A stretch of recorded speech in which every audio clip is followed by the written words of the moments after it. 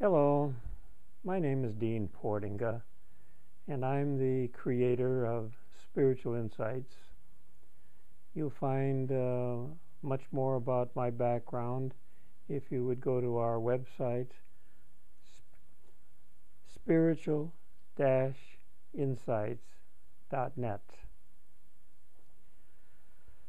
I'd just like on this little chat to talk a little bit about how I was led into this area of spirituality. I have a very strong belief that there's a big difference between spirituality and religion. In fact, in some of the spiritual insight materials I put together, I've defined what I consider spirituality and religion, and let me just read that from the Spiritual Insight workbook. To me, spirituality is living in harmony with spiritual laws of nature. That these spiritual laws of nature that underlie all material existence. Spirituality is about a state of being. It's a state of being with each of us. And to me, religion is essentially about an organization within a society. Webster defines religion as the service and worship of God on the the supernatural, or devotion to a religious faith, or an organization study of faith and worship, a set of beliefs and procedures. And how this all came about for me briefly is when I was in high school. I was raised in a small city in Minnesota, an agricultural city, and my dad was in the agricultural business, and I attended a meeting with him where he was purchasing some grain, and they haggled over this grain deal all day, didn't get an answer, and that evening he said to me, he said, "Well, Dane, let's leave the meeting." He said, "We're going to leave this meeting, we'll come back in the morning." Then he said to me, he said, "During the night, my Heavenly Father will give me the answer." We were Methodists in this small city, but I'll never forget that. We went back the next morning, and sure as a world, he had all the answers to the grain deal, and they all agreed. All of a sudden, I began to wonder, what is this Heavenly Father that where he got his answers? Some people might call it sleeping on it, some people might call it intuition.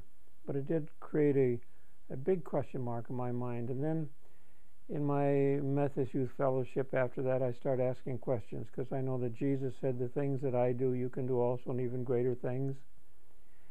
And then also, when they asked Jesus, "Where is this kingdom of heaven?" he said to the religious leaders of his day, "My friends, you're not going to find it because you're looking low here and low there." And he said, "The kingdom of heaven is not out there, it's within you."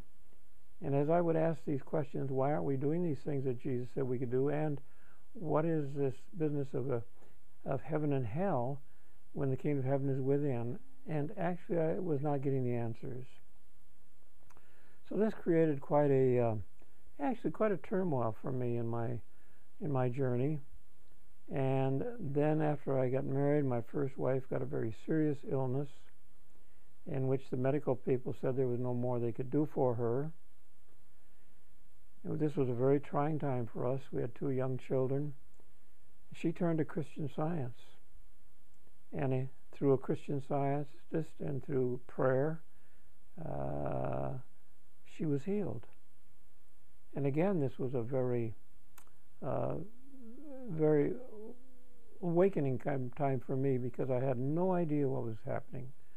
But the question was, how does prayer heal? What had she tapped into? And consequently, I decided that my life purpose probably was to find the answers to all these questions. So that led me back to school. I went to a theological seminary where I convinced the dean of the college to allow me to write my master's and my doctorate on comparative religions, because what I was really looking for was, what did my wife tap into for that healing? What did my dad tap into before he said his Heavenly Father would give him the answers? And are there some common threads that are in all of our so-called religions? And this was a fabulous study for me. It took me many, many years of study to get the doctorate in theology. But in studying, I discovered that there are a few what we call sacred writings. And from these few sacred writings, we have a whole bunch of religions emanating from them. So I thought if I could just find out what the original meaning and intent and the possibilities are within the sacred writings. And part of my dissertation, I wrote a complete chronological sequence of sacred writings, and then a complete chronological sequence of how religions stemmed off of these sacred writings. And this really did open up a whole awareness for me that it really it's not all that difficult when you start looking for what is the common thread. And when I became an ordained minister, never took a church because I felt that the things that I was discovering within myself and my study wouldn't allow me to preach, quote unquote, some of the things that many of the doctrines that are incorporated within religions. So one thing led to another, and I was led to become the director of two foundations, the Charleston Research Foundation and the Life Science Foundation, where again we spent millions of dollars in researching how thought and consciousness affects all aspects of life, our physical, emotional, mental, and spiritual nature.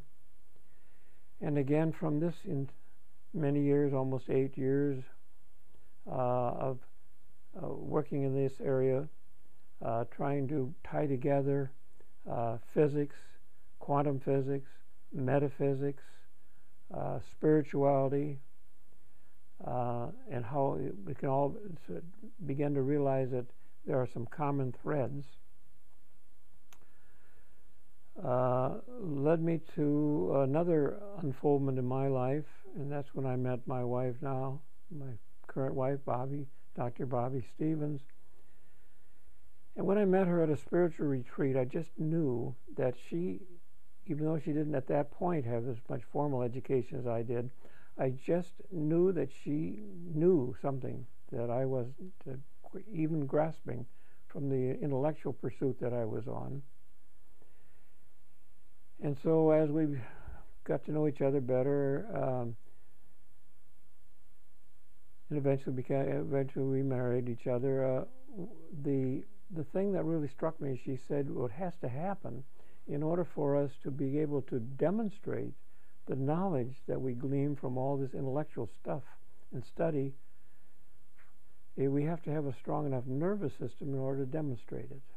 And so that led me on another whole pursuit, and that how spirituality, physiology, immune systems, nervous systems, and so forth tie together. That's as brief as I can make it. I am now 84 years old, and I'm putting together this spiritual insights, because that's, I think, what it is. It's spiritual insights. And we'll be doing a number of these little mini talks, and we'll build on this background of mine. And again, would really appreciate having as many of you that are led to be a part of it. Would be fantastic. And you can, again, see more by going into my website, spiritual dash, get that little dash in there, and it's not spelled out, it's just a little dash, insights.net.